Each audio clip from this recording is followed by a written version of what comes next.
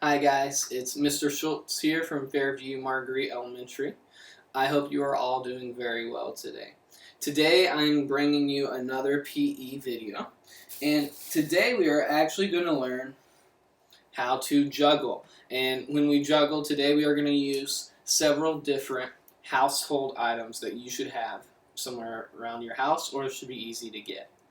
The three items I'm going to talk about now I'm going to start with the easiest item to use to start with, and then I'm going to give you a medium item, and then I'm going to give you the most difficult to juggle, okay? So the easiest thing that we're going to use today, this is a grocery bag. You hear the crinkling, and that'll be going on all video, I'm sure. But this is just a grocery bag you get from the store. What I did this week when we got our groceries is I just left these bags out for about 48 hours to make sure that way there were no germs on them. Alright, so that's the easiest thing to juggle. After that we have some hand towels, alright? And what I like about the hand towels is, and you need at least three of each of these items, and I would suggest three really being the most you need to do. Alright, so what I like about the hand towels is we can get all different colors, right? So I have a white one, a brown one, and a blue one, and that will help you keep straight which one you need to be grabbing.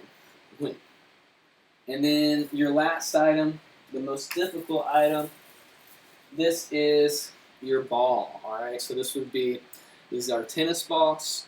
What you need to keep in mind with the ball is you need to be able to fit two in one hand. Okay, so for a lot of you, 2 tennis balls might be a little bit too big. So you can also try ping pong balls, or you could try, there are racket balls.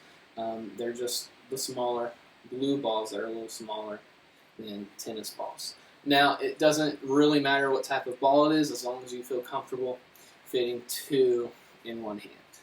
All right, so the first thing we're going to talk about with juggling is I'm just going to give you an overview of how to juggle, and then I'm going to break it down into smaller steps. So with juggling, one thing that people get confused about is when you think of juggling, you think of people in the movies, they go in a circle around their head, right? So they're going da, da, da, da, da, da, and that, I can't do that. That is a very difficult way to juggle. And that is not how most people initially learn how to juggle. That's more of an advanced trick when it comes to juggling. So the way you actually learn to juggle, instead of going in a circle and they're all flying in a circle, is you're going to think about a box. Okay? So in front of you, there is the square. And we're going to be using the bottom corners of these squares and the top corners of these squares. So what I'm thinking about when I juggle, I'm going to start with 2 in one hand and 1 in the other, but both of my hands start in the bottom corners of my square. Alright? And then when I'm ready to throw and ready to start, I'm going to throw this ball to this top corner. So I'm going from the bottom corner of my square to the top corner of my square. And I'm just alternating hands. So I'm going to go left hand, my left hand is going to throw to the top right corner. And my right hand is going to throw it to the top left corner.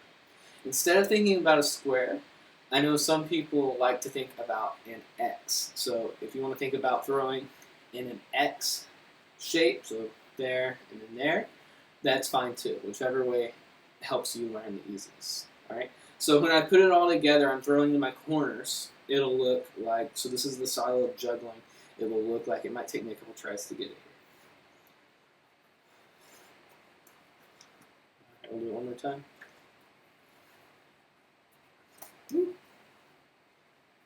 Alright, and you can see I'm just throwing to the corners of the squares. Alright, so they're not all going in a big circle over my head. They're kind of going past each other. Alright, so now we're going to break down how to learn how to do this. And I started with the ball because it's a little bit more predictable for me. But the easiest way to learn, like I said earlier, is going to be using your plastic grocery bags. Now, one problem with the plastic grocery bags is when you get them, if I drop this, it's probably going to move back and forth as it goes down. We'll see what happens. So I drop it, and you can kind of see there, it kind of flutters down to the ground, which we like because it goes slower. The thing we don't like about that is we want to know where that bag is falling. We don't want to change in directions in the air. We want it to go in a more straight line. So what we're going to do is we are going to take the bag, and we're going to take the handles at the top here. And I would recommend, if you haven't juggled, I would recommend everybody start with the bag. All right, now we're going to take these handles, and we're just going to tie them together, right like that. All right. And then I'm going to pull it down just a little bit. So it's like that. I got my bunny ears up here. And now I just have to push the air out. Make sure I keep my bunny ears. And then you'll be left with something like that. Now, when that falls, it's still going to fall slowly, but it falls a little bit straighter. It's not going to get the air in it quite as much. All right? So to start with, we're just going to use 2 plastic bags. And if you don't have plastic bags, you could go straight to the towels or to a ball or whatever it is you want to throw and catch. But if you have the plastic bags, I would recommend starting there. And all you're going to do is, all I want you thinking about is your square. So I'm going to start with my hands. I'm just using 2 bags, so I've got 1 in each hand. My hands are in the bottom corners of those squares. I'm just going to go to the top corner and catch, or I'm doing my X. So I'm going right, left, catch, catch. Do it again. Right, left, catch. And then once I get that, I might start going a little faster. Right, left, catch. Right, left, catch. Right, left, catch. Alright? And I keep going like that. Oh, and I lost my knot there, so I'm going to retie that really quick.